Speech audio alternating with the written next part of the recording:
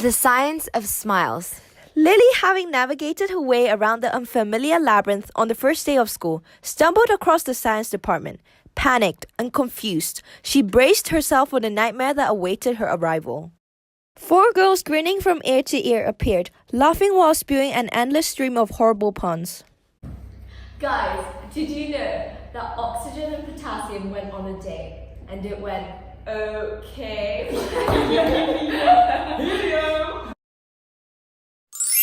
Oh, guys, I'm actually just so stressed. Barbara, when are you not? Did you guys know that smiling brings you the same amount of happiness as 2,000 chocolate bars? Stress is one of the most prevalent problems during our teenage years, and many are still on a quest for effective stress-relieving solutions. 85% of the people in UK are experiencing stress regularly. But the answer to de-stressing is actually right in front of us. It's simple, handy, and free. A smile is the best remedy for stress. When we smile, impulses are sent from the face to the left frontal cortex, which triggers the release of the neurotransmitters serotonin, dopamine, and endorphins, which are collectively known as feel-good hormones, into the brain. Let us give you an introduction about these priceless creatures that make you happy without you knowing. Nearly all pleasurable experiences involve the release of dopamine.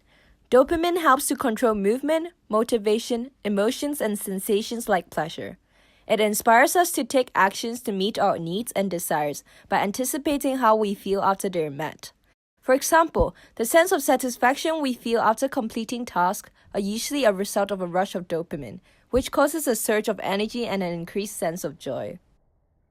Next, serotonin is considered a natural mood stabilizer, responsible for regulating anxiety, mood, sleep, and appetite. Low serotonin levels have been associated with mental illnesses such as anxiety disorders and depression. Last but not least, endorphins, which are triggered by the movement of our muscles when we smile. The secretion of endorphins not only leads to a feeling of euphoria, but also acts as a natural painkiller. For sufferers of chronic pain, laughing and smiling can be very effective in pain management, as can laughing off the pain when you bump an elbow or fall over. Moreover, the stress hormone cortisol is reduced when an increased amount of endorphins are released. Cortisol contributes to the unpleasant feelings we experience and is most active when we are stressed or anxious, but by smiling more, we may be able to reduce these negative feelings. Laughter improves heart health. A study has shown that laughter causes endothelium-forming tissue to expand in order to increase blood flow. A study shows that intravenous injection of beta-endorphin in urethane anesthetized rats resulted in a prolonged decrease in blood pressure. On the other hand, stress can constrict blood vessels and reduce blood flow.